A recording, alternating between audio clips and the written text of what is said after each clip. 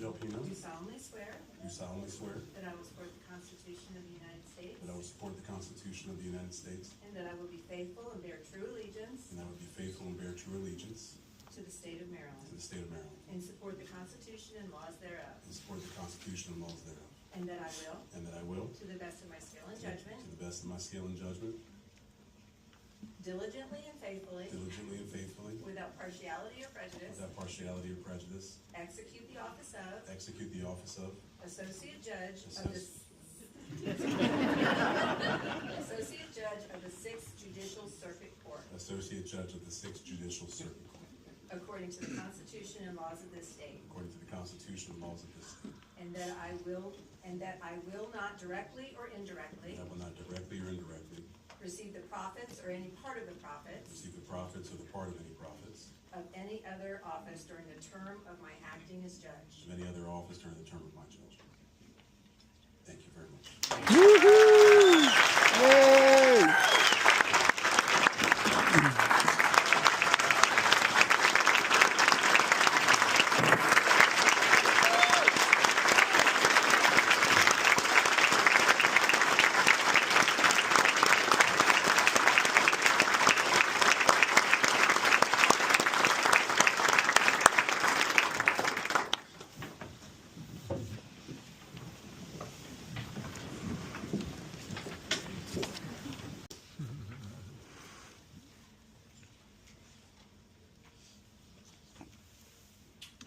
Woo!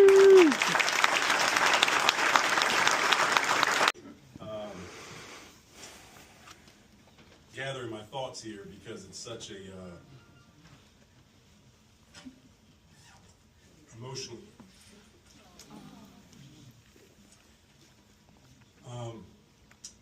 First, thank you to everyone that's here today, right? I know that it's Friday, and I know that everybody has so many different things to do.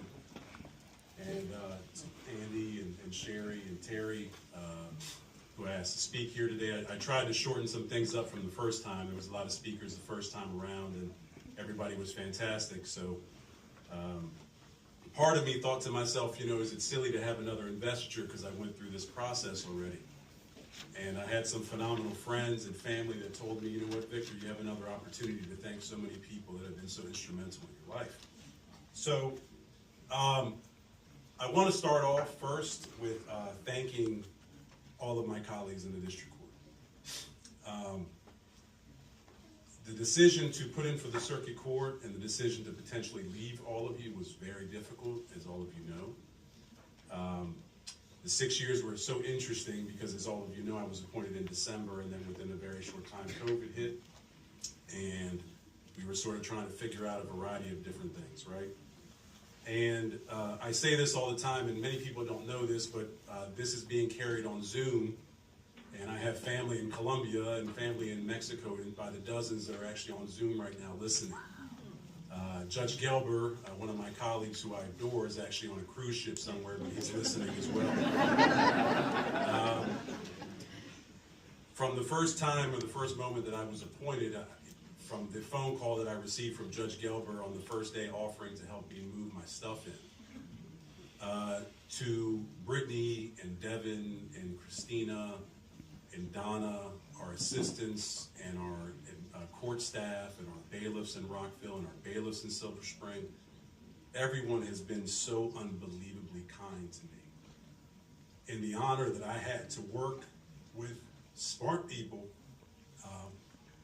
hardworking people that cared about the community is pretty amazing. Because it is chosen, right? I mean, all of us that put in for the bench, we chose to serve our community. And I know that back when I made a decision to go to law school, of course I want to be successful, I want to make family proud, but I also wanted to serve the community that, I was part of, or that I am part of, so that's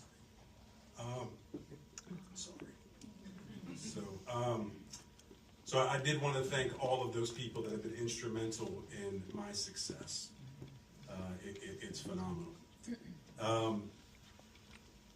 At the last investiture, it was sort of a happiness and my best friends in the world. And it's such a sort of unique situation because Terry and I met dozens of years ago playing CYO basketball like a bunch of little kids. Christina and I met here at the state's attorney's office, and these relationships blossomed to the point where we obviously wanted to open a practice together. John Cudell, hopefully he's here somewhere,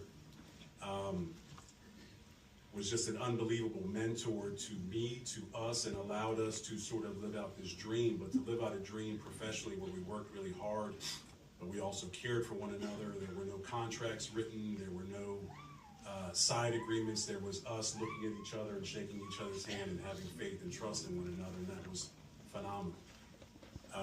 John McCarthy gave me an opportunity that he didn't have to give me. He made me the head of a unit at 30 years old, and I ran a unit, the gang unit, that was, I thought, had a variety of responsibilities to not just prosecute crimes, but also do our best to work in the community to ensure that kids didn't join gangs to begin with. That was our public service. John Maloney, who's now a colleague of mine, taught me how to be an attorney. He was tough. He told me to not make any excuses, and he told me to work hard. And those are things that just sort of, you just continue to kind of build and build and build. Billy McMurtry is here. Billy McMurtry was my first introduction to day one at the state's attorney's office. A graduate of Gonzaga High School, which is a negative, but like one of the most sincere, ethical, intelligent human beings that cared about his job. And from the get-go of my first introduction to meeting Billy, I could not have been luckier to have my first introduction as a trial attorney to be trained by a guy like Billy. Gary Musgrave, Damon Bell, Gerald Collins, Jason Abbott, those were people, Corey Birdsall, Christina Favretto, I saw Janine Little here. These are people that, you come in, it's almost like a high school, you come in with a group, and you all protect each other, and you learn from each other, and it's unreal. So those experiences, I'll never forget. I thought about whether to share this story or not, and why not share it? And I've never told anybody this before, but I guess I'll share it with a few hundred of my closest friends. So I've never shared this before, so I may get emotional, but it kind of is what it is at this point. And I graduated law school in 2002 from University of Baltimore. I went to college back to Montgomery County because I wanted to practice here. And I went to law school at University of Baltimore, lived in Baltimore for a couple years, and when I graduated, I was not one of those individuals that was looking for a summer associate position. I just wanted to pass, right? I wanted to, let me just get through law school. So I graduated law school. I took the bar like everybody does in July. And after I took the bar, as all of you some of you may not know, you don't get your results until several months after November, so you're kind of in limbo. And I had met John McCarthy many years prior, and I thought to myself, and one of my assistant basketball coaches from high school said, you should call John to see if there's any opportunities up there at the state's attorney's office. And I called John, and at that point he was the deputy state's attorney. Doug Ansler was the state's attorney. And John said, you know what, I think I might have something for you. Why don't you come up for an interview?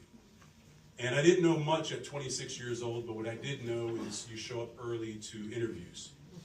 And I showed up 2.5 hours early. So I showed up to the interview here in this building. And I showed up 2.5 hours early, and what I did is I walked around a building that I had never been in my life. And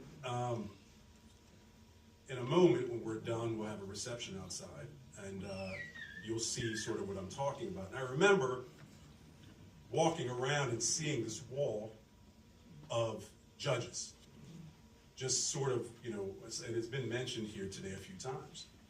And I remember standing there and thinking to myself, how honorable of a thing, how smart these people must be, how accomplished they must be, how respected they must be to be placed in a position like this. And I'll be honest with you, at 26 years old, I had graduated college, and I said this sort of jokes before. I make no bones about it. I'm 100% Mexican and Colombian American, and I am 100% a boy from Georgia Avenue, University Boulevard in New Hampshire. Woo-hoo. I grew up in Montgomery County. I grew up in Wheaton and White Oak, and I'm very proud of it. Hell yeah.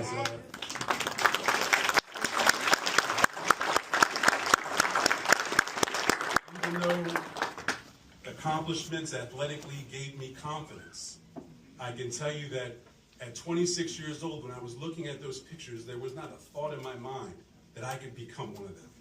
It just wasn't a thing. So, I got hired at the state's attorney's office, had a great career. So 6 years as a state, 10 years in private practice. So what would happen, right? I mean, this was kind of my home. I was in district court as a private practice, but I tried jury trials. I was here, right? So every Friday or when there were status hearings or we had court, I walked by those pictures, right? Like literally every day for 16 years, I walked by those pictures, and I started kind of looking side-eyed at some of those pictures, thinking to myself, So even though at 26, I looked at those pictures and thought, not even a glance, that could be me. I will say part of it was that nobody up there looked like me. I didn't know if any of them had the experiences that I had. But the thing that changed is one day I looked at that wall and I saw Judge Mary Elsa Bernard's picture on it. So, thank you.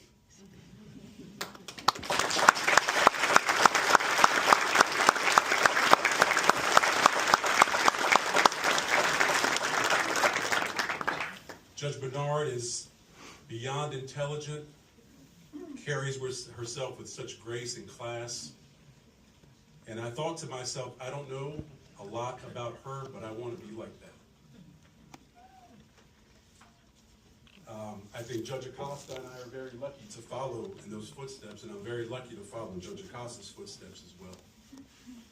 He probably doesn't remember this, but back when I was a prosecutor and he was at the DOJ in the gang unit, he took significant time to speak to me about the possibility of me going to the DOJ. And it was like no reason for him to do that, right? Like, he answered the call, he responded, and that's something that I'll never forget, because you just don't have to do that. So, when I had my interview with the commission, the interviews are in this hallway. And as I did back when I was 26 years old, what did I do? I showed up about an hour early to my commission interview. And I started walking. And what did I do? Walked up to the wall again. I felt old as crap because now a lot of those judges I had now appeared in front of, and those people to me were like legends, right? And I'm not trying to blow, but there's like legends here. There's people that, Judge Sonner was a legend to me. Judge Rowan was a legend to me. And people that are no longer here, but those are people that didn't have to sort of take an interest, but they did. And the day that I was interviewing with the commission, you sort of try to get your thoughts together, and I couldn't get my thoughts together because I was looking at this picture and I was envisioning my life from when I was 26 years old and all. It's quite a thing. I'm going to try to not make too many more statements because I can feel myself getting unbelievably emotional. My mother,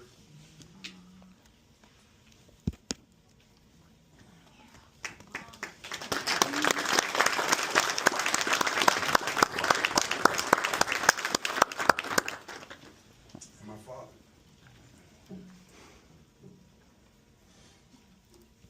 They've given me everything. They came to this country in the 1960s.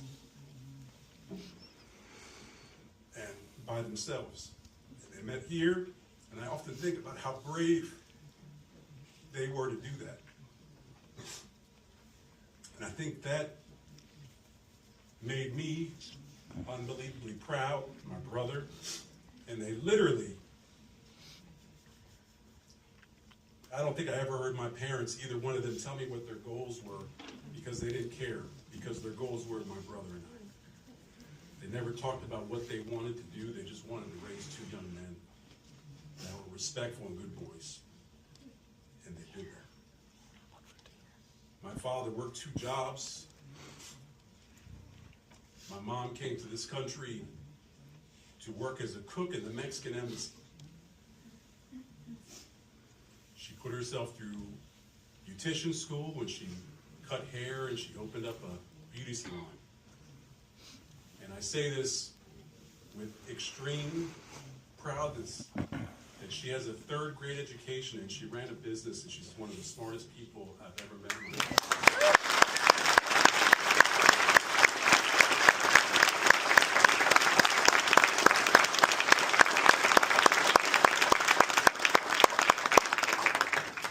My father led by example. He was a family man. He worked hard. He put his head down, and whatever his boys needed, from building me a basketball court in the backyard with plywood and literally drawing the backboard with a marker so that his son could shoot.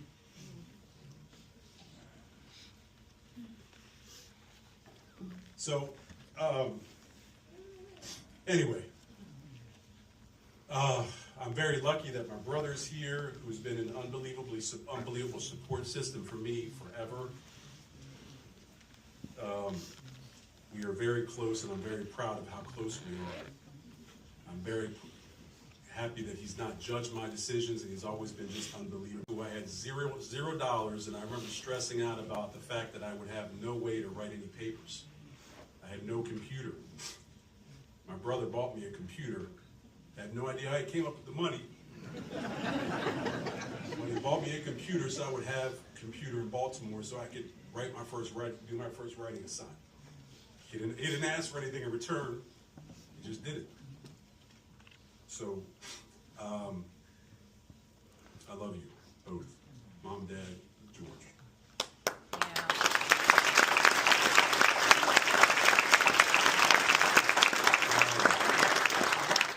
I want to say thanks to my boys. A lot of my boys are here, and my boys are guys that knew me when I was 13 years old, failing, going to summer school, thinking I was going to play in the NBA. Adrian, Frank, Ike, GJ, Matt, Sean, Chris, like, you know, you all were there like before any of this fancy stuff, right? Kevin, his parents, Mrs. Thompson, the Muses, just people that just supported me at difficult times, because trust me, there were many difficult times when it would have been very lucky. And I say this, and I hope all of you understand this, that I could have been someone in a courtroom as opposed to presiding over. And that's the reality.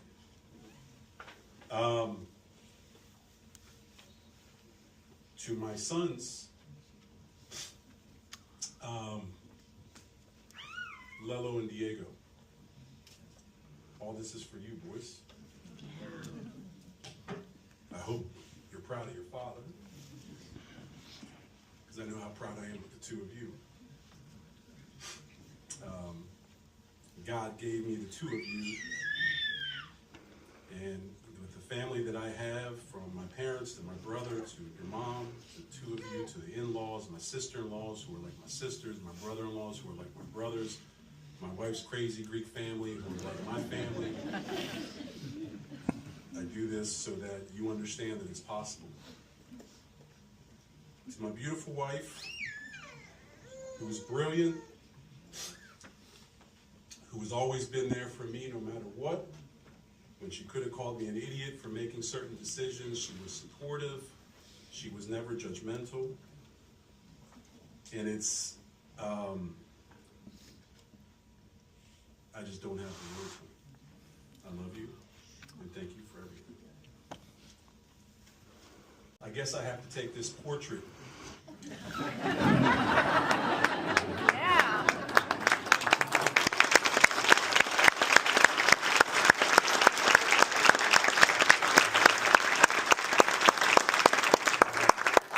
Tim Sheridan staff, Lorena, Beth, Lori, you all have been absolutely phenomenal. And I got an email from Lorena very early on in this process, and she sent me the information about taking a portrait. And it hit me again, right? Like, are you serious? So my hope is that that portrait is up there for many, many, many, many years. And not to sound crazy, but way after I'm gone. So that at some point, a kid from Wheaton or White Oak who had parents who didn't necessarily come from means can walk into this building and look at that wall and say, if he did it, I can do it. Fuck yeah. So, if I left anyone out, I apologize. Please know that it is so meaningful to me that all of you are here. I appreciate it. I will never forget it. I look forward to working with some of these wonderful colleagues, some of them that I've known as for a considerable period of time. And I just as highly as I think of my district court colleagues, I feel the same way about that. And in closing, there's one thing that I forgot to say the last time, and it's terrible because he's no longer here, but I'm honored, I was honored in the district court to fill Judge Sarsfield's vacancy. He was a tremendous man, and he was very kind, and I was unbelievably honored to fill his vacancy. I'm unbelievably honored to fill Judge Storm's vacancy. He's a wonderful man, and I respect him tremendously. I am honored to sit in Judge McCauley's chambers. I am honored to sit in Judge McCauley's chambers. I am honored that many judges came here today that didn't. I'm going to point out Judge Jordan, who was one of my favorite judges of all time, and it means a tremendous amount that all of you are here, but Judge Jordan has a special place with me, and I really appreciate him being here.